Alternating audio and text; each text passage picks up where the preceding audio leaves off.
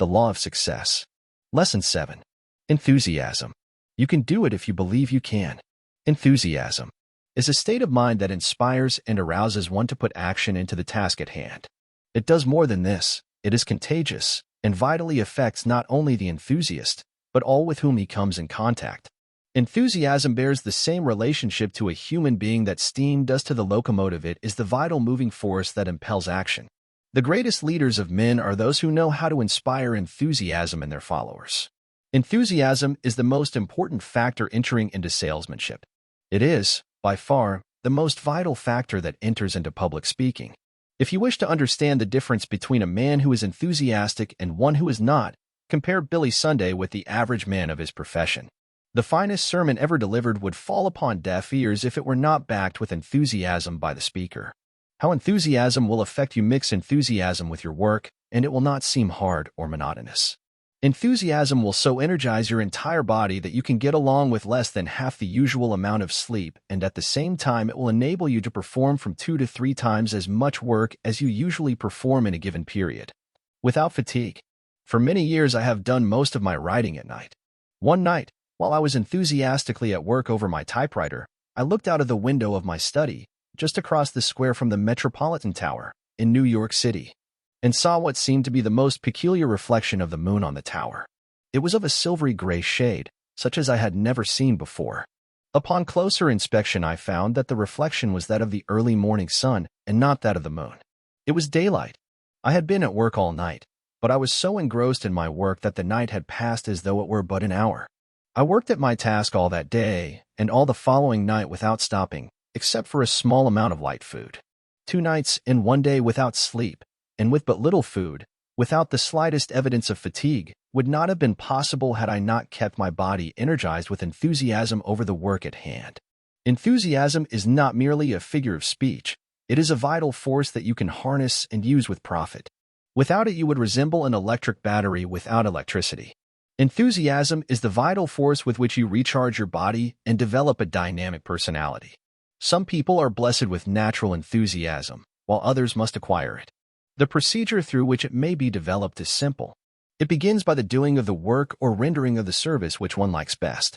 If you should be so situated that you cannot conveniently engage in the work which you like best for the time being, then you can proceed along another line very effectively by adopting a definite chief aim that contemplates your engaging in that particular work at some future time. Lack of capital and many other circumstances over which you have no immediate control may force you to engage in work which you do not like, but no one can stop you from determining in your own mind what your definite chief aim in life shall be. Nor can anyone stop you from planning ways and means for translating this aim into reality, nor can anyone stop you from mixing enthusiasm with your plans. Happiness, the final object of all human effort, is a state of mind that can be maintained only through the hope of future achievement.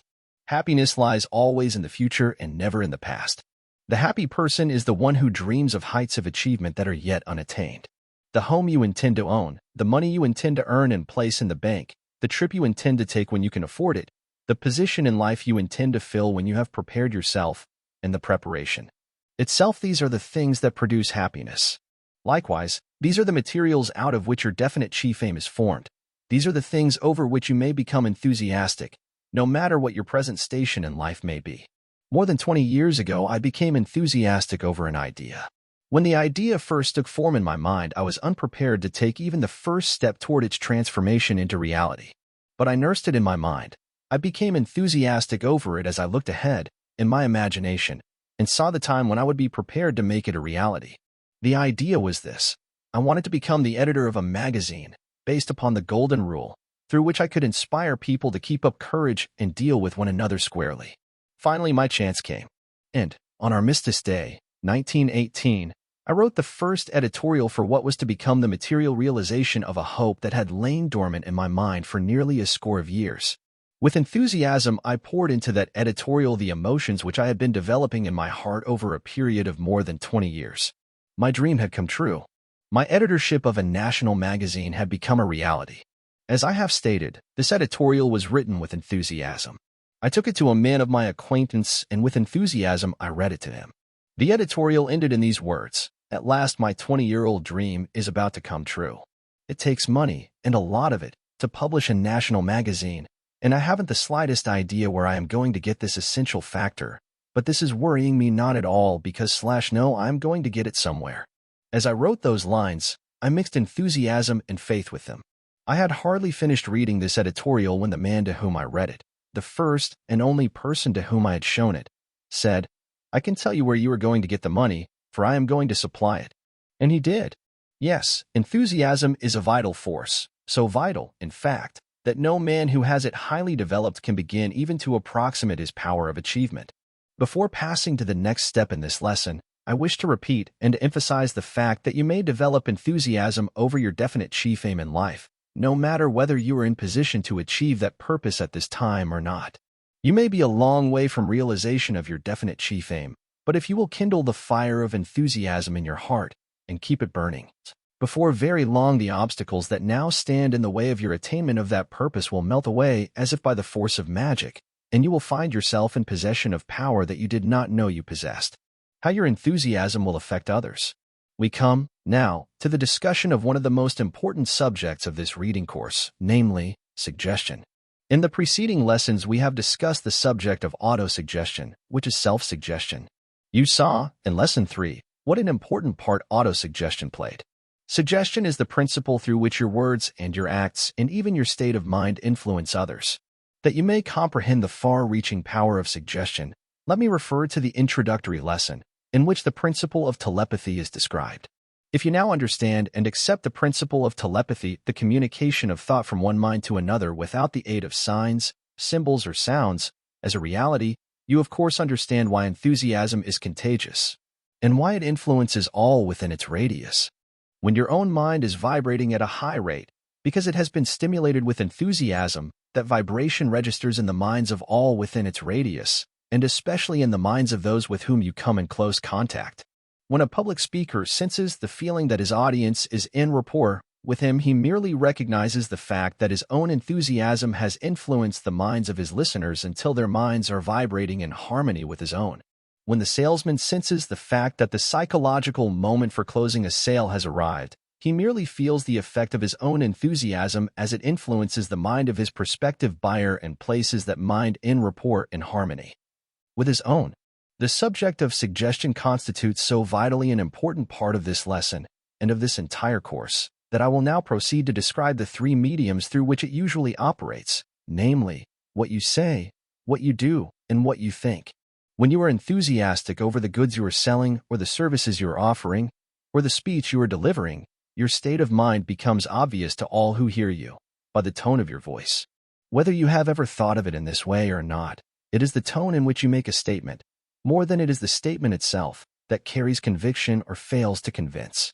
No mere combination of words can ever take the place of a deep belief in a statement that is expressed with burning enthusiasm. Words are but devitalized sounds unless colored with feeling that is born of enthusiasm. Here the printed word fails me, for I can never express with mere type and paper the difference between words that fall from unemotional lips, without the fire of enthusiasm back of them, and those which seem to pour forth from a heart that is bursting with eagerness for expression. The difference is there, however. Thus, what you say, and the way in which you say it, conveys a meaning that may be just the opposite to what is intended.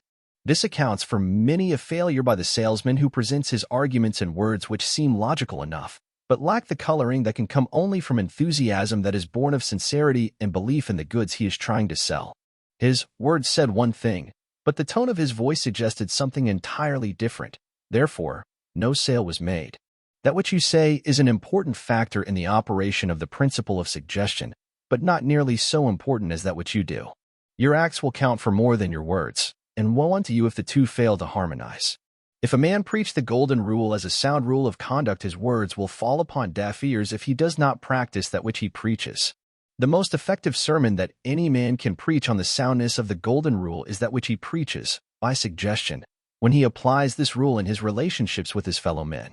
If a salesman of Ford automobiles drives up to his prospective purchaser in a Buick or some other make of car, all the arguments he can present in behalf of the Ford will be without effect. Once I went into one of the offices of the dictaphone company to look at a dictaphone dictating machine. The salesman in charge presented a logical argument as to the machine's merits, while the stenographer at his side was transcribing letters from a shorthand notebook. His arguments in favor of a dictating machine, as compared with the old method of dictating to a stenographer, did not impress me, because his actions were not in harmony with his words. Your thoughts constitute the most important of the three ways in which you apply the principle of suggestion, for the reason that they control the tone of your words and, to some extent at least, your actions. If your thoughts and your actions and your words harmonize, you are bound to influence those with whom you come in contact, more or less toward your way of thinking. We will now proceed to analyze the subject of suggestion and to show you exactly how to apply the principle upon which it operates. As we have already seen, suggestion differs from autosuggestion only in one way. We use it, consciously or unconsciously, when we influence others, while we use autosuggestion as a means of influencing ourselves. Before you can influence another person through suggestion, that person's mind must be in a state of neutrality. That is, it must be open and receptive to your method of suggestion.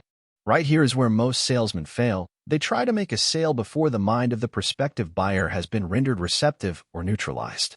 This is such a vital point in this lesson that I feel impelled to dwell upon it until there can be no doubt that you understand the principle that I am describing. When I say that the salesman must neutralize the mind of his prospective purchaser before a sale can be made, I mean that the prospective purchaser's mind must be credulous. A state of confidence must have been established, and it is obvious that there can be no set rule for either establishing confidence or neutralizing the mind to a state of openness. Here the ingenuity of the salesman must supply that which cannot be set down as a hard and fast rule. I know a life insurance salesman who sells nothing but large policies, amounting to $100,000 and upward. Before this man even approaches the subject of insurance with a prospective client, he familiarizes himself with the prospective client's complete history, including his education, his financial status, his eccentricities if he has any, his religious preferences, and other data too numerous to be listed. Armed with this information, he manages to secure an introduction under conditions which permit him to know the prospective client in a social as well as a business way. Nothing is said about the sale of life insurance during his first visit, nor his second, and sometimes he does not approach the subject of insurance until he has become very well acquainted with the prospective client. All this time, however, he is not dissipating his efforts. He is taking advantage of these friendly visits for the purpose of neutralizing his prospective client's mind. That is, he is building up a relationship of confidence so that when the time comes for him to talk life insurance, that which he says will fall upon ears that willingly listen. Some years ago, I wrote a book entitled How to Sell Your Services. Just before the manuscript went to the publisher, it occurred to me to request some of the well-known men of the United States to write letters of endorsement to be published in the book. The printer was then waiting for the manuscript. Therefore, I hurriedly wrote a letter to some 8 or 10 men, in which I briefly outlined exactly what I wanted, but the letter brought back no replies. I had failed to observe two important prerequisites for success. I had written the letter so hurriedly that I had failed to inject the spirit of enthusiasm into it, and I had neglected so to word the letter that it had the effect of neutralizing the minds of those to whom it was sent. Therefore, I had not paved the way for the application of the principle of suggestion. After I discovered my mistake, I then wrote a letter that was based upon strict application of the principle of suggestion, and this letter not only brought back replies from all to whom it was sent, but many of the replies were masterpieces and served, far beyond my fondest hopes, as valuable supplements to the book. For the purpose of comparison, to show you how the principle of suggestion may be used in writing a letter, and what an important part enthusiasm plays in giving the written word flesh, the two letters are here reproduced. It will not be necessary to indicate which letter failed, as that will be quite obvious. My dear Mr. Ford, I am just completing a manuscript for a new book entitled How to Sell Your Services. I anticipate the sale of several 100,000 of these books, and I believe those who purchase the book would welcome the opportunity of receiving a message from you as to the best method of marketing personal services. Would you, therefore, be good enough to give me a few minutes of your time by writing a brief message to be published in my book? This will be a big favor to me personally, and I know it would be appreciated by the readers of the book. Thanking you in advance for any consideration you may care to show me, I am yours very truly, Honorable Thomas R. Marshall, Vice President of the United States, Washington, D.C. My dear Mr. Marshall, would you care for the opportunity to send a message of encouragement and possibly a word of advice to a few 100,000 of your fellow men who have failed to make their mark in the world as successfully as you have done? I have about completed a manuscript for a book to be entitled How to Sell Your Services. The main point made in the book is that service rendered is cause and the pay envelope is effect. and that the latter varies in proportion to the efficiency of the former. The book would be incomplete without a few words of advice from a few men who, like yourself, have come up from the bottom to enviable positions in the world. Therefore, if you will write me of your views as to the most essential points to be borne in mind by those who are offering personal services for sale, I will pass your message on through my book, which will ensure it's getting into hands where it will do a world of good for a class of earnest people who are struggling to find their places in the world's work. I know you are a busy man, Mr. Marshall, but please bear in mind that by simply calling in your secretary and dictating a brief letter, you will be sending forth an important message to possibly 500,000 people. In money, this will not be worth to you the 2-cent stamp that you will place on the letter, but, if estimated from the viewpoint of the good, it may do others who are less fortunate than yourself. It may be worth the difference between success and failure to many a worthy person who will read your message, believe in it, and be guided by it.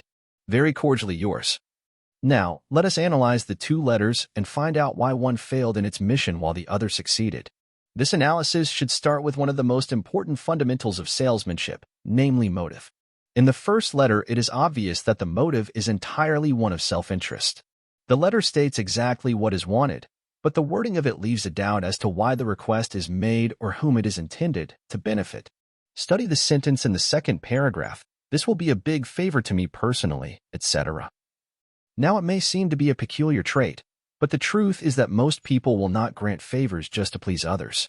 If I ask you to render a service that will benefit me, without bringing you some corresponding advantage, you will not show much enthusiasm in granting that favor.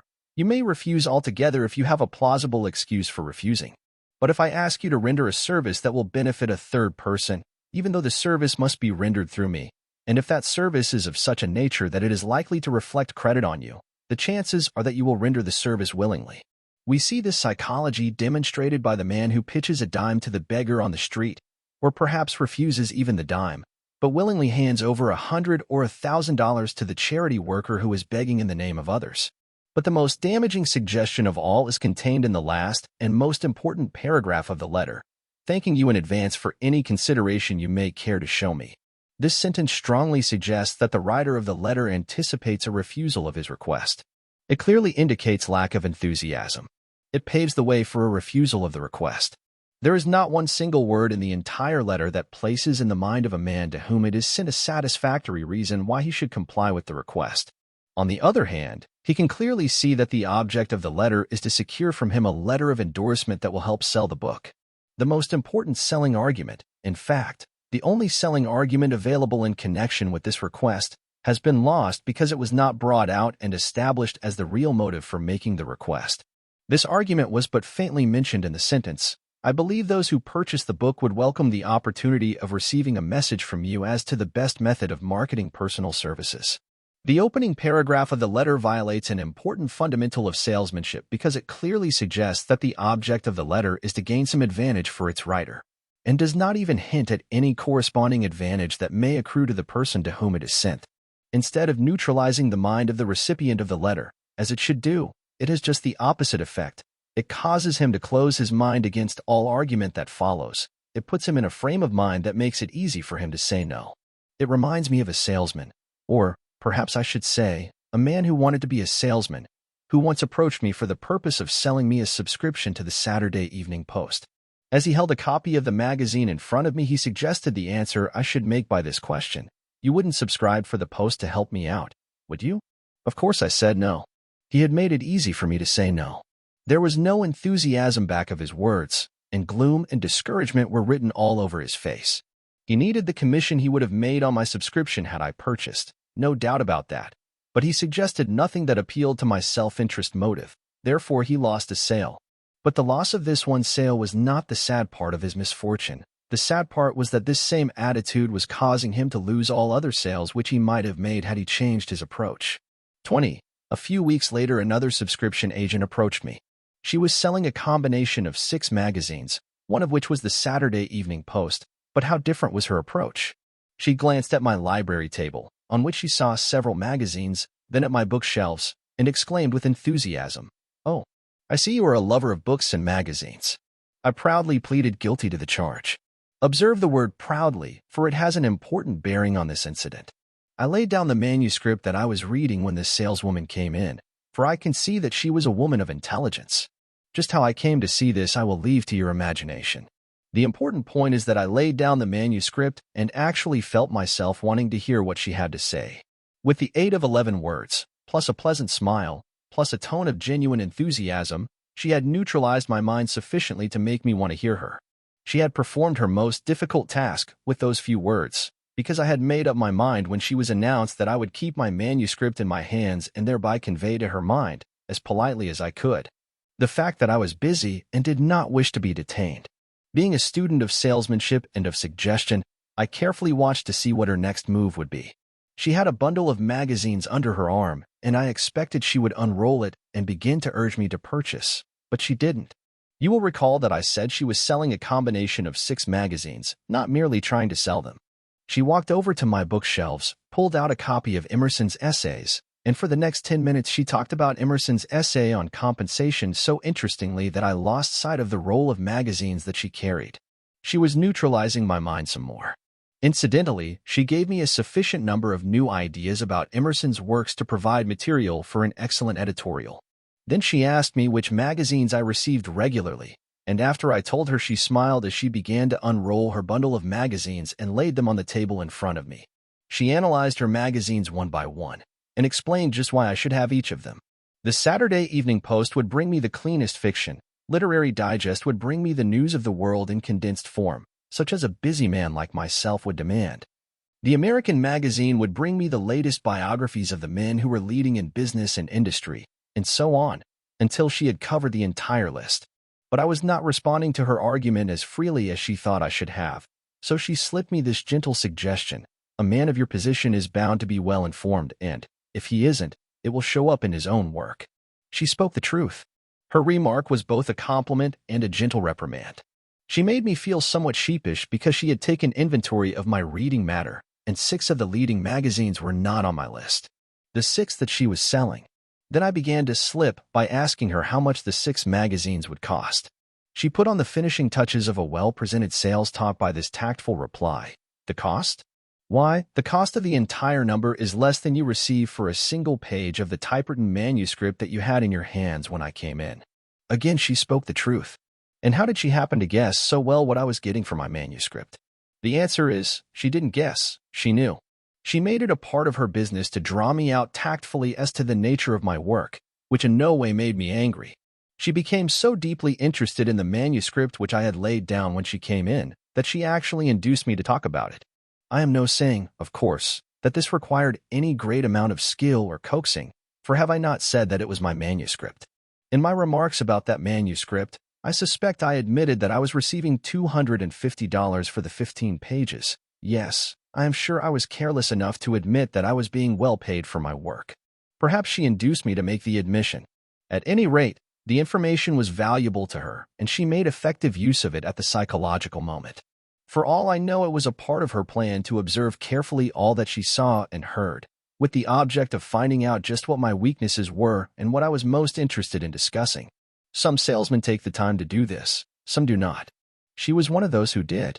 Yes, she went away with my order for the 6 magazines, also my $12. But that was not all the benefit she derived from tactful suggestion plus enthusiasm. She got my consent to canvass my office, and before she left she had 5 other orders from my employees. At no time during her stay did she leave the impression that I was favoring her by purchasing her magazines. Just to the contrary, she distinctly impressed me with the feeling that she was rendering me a favor. This was tactful suggestion. Before we get away from this incident, I wish to make an admission. When she drew me into conversation, she did it in such a way that I talked with enthusiasm. There were 2 reasons for this. She was one of them, and the other one was the fact that she managed to get me to talk about my own work. Of course, I am not suggesting that you should be meddlesome enough to smile at my carelessness as you read this, or that you should gather from this incident the impression that this tactful saleswoman actually led me to talk of my own work for the purpose of neutralizing my mind, so that I would listen to her when she was ready to talk of her magazines, as patiently as she had listened to me. However, if you should be clever enough to draw a lesson from her method, there is no way for me to stop you from doing so. As I have stated, when I talked I mixed enthusiasm with my conversation. Perhaps I caught the spirit of enthusiasm from this clever saleswoman when she made that opening remark as she came into my study. Yes, I am sure this is where I caught it, and I am just as sure that her enthusiasm was not a matter of accident. She had trained herself to look for something in her prospective purchaser's office, or his work, or his conversation, over which she could express enthusiasm. Remember, suggestion and enthusiasm go hand in hand. I can remember, as though it were yesterday, the feeling that came over me when that would-be salesman pushed that Saturday Evening Post in front of me, as he remarked, "You wouldn't subscribe for the Post to help me out, would you?" His words were chilled, they were lifeless, they lacked enthusiasm, they registered an impression in my mind, but that impression was one of coldness. I wanted to see the man go out at the door at which he had come in. Mind you, I am not naturally unsympathetic, but the tone of his voice, the look on his face, his general bearing suggested that he was there to ask a favor and not to offer one. Suggestion is one of the most subtle and powerful principles of psychology. You are making use of it in all that you do and say and think, but unless you understand the difference between negative suggestion and positive suggestion, you may be using it in such a way that it is bringing you defeat instead of success. Science has established the fact that through the negative use of suggestion, life may be extinguished. Some years ago, in France, a criminal was condemned to death, but before the time for his execution, an experiment was performed on him which conclusively proved that through the principle of suggestion, death could be produced. The criminal was brought to the guillotine and his head was placed under the knife, after he had been blindfolded. A heavy, sharp-edged plank was then dropped on his neck, producing a shock similar to that of a sharp-edged knife. Warm water was then gently poured on his neck and allowed to trickle slowly down his spine, to imitate the flow of warm blood. In 7 minutes, the doctors pronounced the man dead. His imagination, through the principle of suggestion, had actually turned the sharp-edged plank into a guillotine blade and stopped his heart from beating. In the little town where I was raised, there lived an old lady who constantly complained that she feared death from cancer. During her childhood, she had seen a woman who had cancer, and the sight had so impressed itself upon her mind that she began to look for the symptoms of cancer in her own body. She was sure that every little ache and pain was the beginning of her long-looked-for symptom of cancer. I have seen her place her hand on her breast and have heard her exclaim, "Oh, I am sure I have a cancer growing here. I can feel it." When complaining of this imaginary disease, she always placed her hand on her left breast, where she believed the cancer was attacking her. For more than 20 years she kept this up. A few weeks ago she died, with cancer on her left breast. If suggestion will actually turn the edge of a plank into a guillotine blade and transform healthy body cells into parasites out of which cancer will develop, can you not imagine what it will do in destroying disease germs, if properly directed? Suggestion is the law through which mental healers work what appear to be miracles. I have personally witnessed the removal of parasitical growths known as arts, through the aid of suggestion, within 48 hours. You, the reader of this lesson, can be sent to bed with imaginary sickness of the worst sort in 2 hours' time or less through the use of suggestion. If you should start down the street and 3 or 4 people in whom you had confidence should meet you, and each exclaim that you look ill, you would be ready for a doctor. This brings to mind an experience that I once had with a life insurance salesman. I had made application for a policy, but was undecided as to whether I would take $10,000 or $20,000. Meanwhile, the agent had sent me to the life insurance company's doctor to be examined. The following day, I was called back for another examination. The second time, the examination was more searching, and the doctor carried a worried look on his face. The third day, I was called back again, and this time 2 consulting physicians were there to look me over. They gave me the most searching examination I had ever received or even heard of. The next day, the agent called on me and addressed me as follows: "I do not wish to alarm you, but the doctors who examined you do not agree on your analysis. You have not yet decided whether you will take $10,000 or $20,000 worth of insurance, and I do not think it fair for me to give you a report on your medical examination until you make this decision. Because if I did, you might feel that I was urging you to take the larger amount." Then I spoke up and said, "Well, I have already decided to take the full amount." True enough, I had decided to take the full $20,000 policy. I decided the moment the agent planted the suggestion in my mind that perhaps I had some constitutional weakness that would make it hard for me to get as much insurance as I wanted. "Very well," said the agent. "Now that you have decided, I feel it my duty to tell you that 2 of the doctors believe you have the tubercular germ in your system, while the other 2 disagree with them." The trick had been turned. Clever suggestion had pushed me over the fence of indecision, and we were all satisfied. Where does enthusiasm come in, do you ask? Never mind, it came in all right. But if you wish to know who brought it, you will have to ask the life insurance agent and his 4 medical accomplices, for I am sure they must have had a hearty laugh at my expense. But the trick was all right. I needed the insurance anyway. Of course, if you happen to be a life insurance agent, you will not grab this idea and work it out on the next prospective client who is slow in making up his mind about taking a policy. Of course you will not. A few months ago, I received one of the most effective pieces of advertising I ever saw. It was a neat little book in which a clever automobile insurance salesman had reprinted press dispatches that he had gathered from all over the country, in which it was shown that 65 automobiles had been stolen in a single day. On the back page of the book was this highly suggestive statement: "Your car may be the next one to go. Is it insured?" At the bottom of the page was the salesman's name and address, also his telephone number.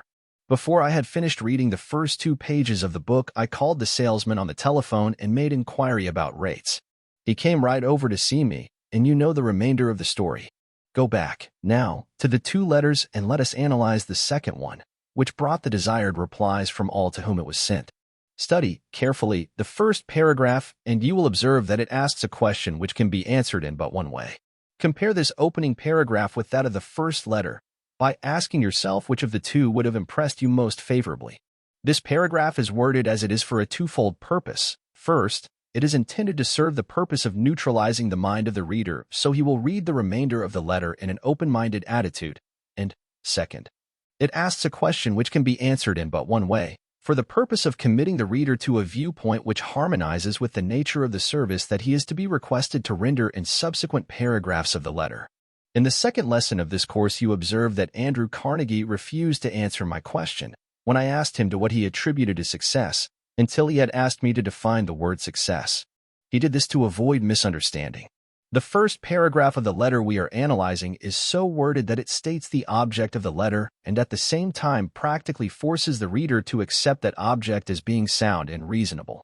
Any person who would answer the question asked in this paragraph of the letter under discussion, in the negative, would, by the same answer, convict himself on the charge of selfishness, and no man wants to face himself with a guilty conscience on such a charge. Just as the farmer first plows his ground, then fertilizes it, and perhaps harrows it and prepares it to receive the seed, in order that he may be sure of a crop, so does this paragraph fertilize the mind of the reader and prepare it for the seed which is to be placed there through the subtle suggestion that the paragraph contains. Study carefully the second paragraph of the letter, and you will observe that it carries a statement of fact which the reader can neither question nor deny. It provides him with no reason for argument because it is obviously based upon a sound fundamental. It takes him the second step of the psychological journey that leads straight toward compliance with the request that is carefully clothed and covered up in the third paragraph of the letter. But you will notice that the third paragraph begins by paying the reader a nice little compliment that was not designed to make him angry. Therefore, if you will write me of your views as to the most essential points to be borne in mind by those who are offering personal services for sale, etc., study the wording of this sentence, together with the setting in which it has been placed, and you will observe that it hardly appears to be a request at all, and certainly there is nothing about it to suggest that the writer of the letter is requesting a favor for his personal benefit. At most, it can be construed merely as a request for a favor for others. Now study the closing paragraph and notice how tactfully concealed is the suggestion that if the reader should refuse the request, he is placing himself in the awkward position of one who does not care enough about those who are less fortunate than himself to spend a 2-cent stamp and a few minutes of time for their benefit. From start to finish, the letter conveys its strongest impressions by mere suggestion, yet this suggestion is so carefully covered that it is not obvious except upon careful analysis of the entire letter. The whole construction of the letter is such that if the reader lays it aside without complying with the request it makes, he will have to reckon with his own conscience.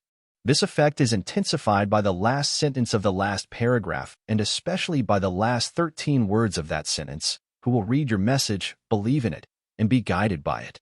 This letter brings the reader up with a bang and turns his own conscience into an ally of the writer. It corners him, just as a hunter might corner a rabbit by driving it into a carefully prepared net. The best evidence that this analysis is correct is the fact that the letter brought replies from every person to whom it was sent, despite the fact that every one of these men was of the type that we speak of as being a man of affairs. The type that is generally supposed to be too busy to answer a letter of this nature. Not only did the letter bring the desired replies, but the men to whom it was sent replied in person, with the exception of the late Theodore Roosevelt, who replied under the signature of a secretary. John Wanamaker and Frank A. Vanderlip wrote two of the finest letters I have ever read, each a masterpiece that might well have adorned the pages of a more dignified volume than the one for which the letters were requested.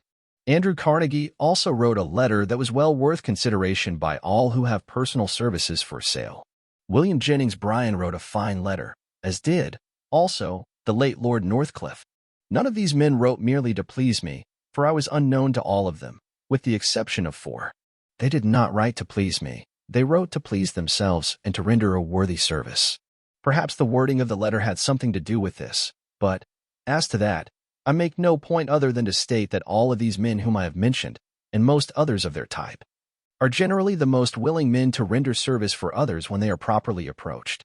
I wish to take advantage of this appropriate opportunity to state that all of the really big men whom I have had the pleasure of knowing have been the most willing and courteous men of my acquaintance when it came to rendering service that was of benefit to others. Perhaps that was one reason why they were really big men. The human mind is a marvelous piece of machinery. One of its outstanding characteristics is noticed in the fact that all impressions which reach it, either through outside suggestion or autosuggestion, are recorded together in groups which harmonize in nature. The negative impressions are stored away, all in one portion of the brain, while the positive impressions are stored in another portion. When one of these impressions or past experiences is called into the conscious mind, through the principle of memory, there is a tendency to recall with it all others of a similar nature, just as the raising of one link of a chain brings up other links with it. For example, anything that causes a feeling of doubt to arise in a person's mind is sufficient to call forth all of his experiences which caused him to become doubtful. If a man is asked by a stranger to cash a check, immediately he remembers having cashed checks that were not good, or of having heard of others who did so. Through the law of association, all similar emotions, experiences, and sense impressions that reach the mind are filed away together, so that the recalling of one has a tendency to bring back to memory all the others. To arouse a feeling of distrust in a person's mind has a tendency to bring to the surface every doubt-building experience that person ever had. For this reason, successful salesmen endeavor to keep away from the discussion of subjects that may arouse the buyer's chain of doubt impressions, which he has stored away by reason of previous experiences. The successful salesman quickly learns that knocking a competitor or a competing article may result in bringing to the buyer's mind certain negative emotions growing out of previous experiences which may make it impossible for the salesman to neutralize the buyer's mind. This principle applies to and controls every sense impression that is lodged in the human mind. Take the feeling of fear, for example. The moment we permit a single emotion that is related to fear to reach the conscious mind, it calls with it all of its unsavory relations. A feeling of courage cannot claim the attention of the conscious mind while a feeling of fear is there. One or the other must dominate. They make poor roommates because they do not harmonize in nature. Like attracts like. Every thought held in the conscious mind has a tendency to draw to it other thoughts of a similar nature. You see, therefore, that these feelings, thoughts, and emotions growing out of past experiences, which claim the attention of the conscious mind, are backed by a regular army of supporting soldiers of a similar nature that stand ready to aid them in their work. Deliberately place in your own mind, through the principle of autosuggestion, the ambition to succeed through the aid of a definite chief aim. And notice how quickly all of your latent or undeveloped ability in the nature of past experiences will become stimulated and aroused to action in your behalf. Plan in a boy's mind, through the principle of suggestion, the ambition to become a successful lawyer or doctor or engineer or businessman or financier, and if you plant that suggestion deeply enough and keep it there, by repetition, it will begin to move that boy toward the achievement of the object of that ambition. If you would plant a suggestion deeply, mix it generously with enthusiasm, for enthusiasm is the fertilizer that will ensure its rapid growth as well as its permanency. When that kind-hearted old gentleman planted in my mind the suggestion that I was a bright boy, and that I could make my mark in the world if I would educate myself, it was not so much what he said, as it was the way in which he said it that made such a deep and lasting impression on my mind. It was the way in which he gripped my shoulders and the look of confidence in his eyes that drove his suggestion so deeply into my subconscious mind that it never gave me any peace until I commenced taking the steps that led to the fulfillment of the suggestion. This is a point that I would stress with all the power at my command. It is not so much what you say as it is the tone and manner in which you say it that makes a lasting impression. It naturally follows, therefore, that sincerity of purpose, honesty, and earnestness must be placed back of all that one says if one would make a lasting and favorable impression. Whatever you successfully sell to others, you must first sell to yourself. Not long ago, I was approached by an agent of the government of Mexico who sought my services as a writer of propaganda for the administration in charge at that time. His approach was about as follows. Whereas, Senor has a reputation as an exponent of the Golden Rule philosophy, and whereas, Senor is known throughout the United States as an independent who is not allied with any political faction. Now, therefore, would Senor be gracious enough to come to Mexico, study the economic and political affairs of that country, then return to the United States and write a series of articles to appear in the newspapers, recommending to the people of America the immediate recognition of Mexico by the government of the United States, etc. For this service, I was offered more money than I shall, perhaps, ever possess during my entire life, but I refused the commission, and for a reason that will fail to impress anyone except those who understand the principle which makes it necessary for all who would influence others to remain on good terms with their own conscience. I could not write convincingly of Mexico's cause for the reason that I did not believe in that cause. Therefore, I could not have mixed sufficient enthusiasm with my writing to have made it effective. Even though I had been willing to prostitute my talent and dip my pen into ink that I knew to be muddy. I will not endeavor further to explain my philosophy on this incident for the reason that those who are far enough advanced in the study of autosuggestion will not need further explanation, while those who are not far enough advanced would not and could not understand. No man can afford to express, through words or acts, that which is not in harmony with his own belief, and if he does so he must pay by the loss of his ability to influence others. Please read, aloud, the foregoing paragraph. It is worth emphasizing by repetition, for lack of observation of the principle upon which it is based constitutes the rocks and reefs upon which many a man's definite chief aim dashes itself to pieces. I do not believe that I can afford to try to deceive anyone about anything, but know that I cannot afford to try to deceive myself.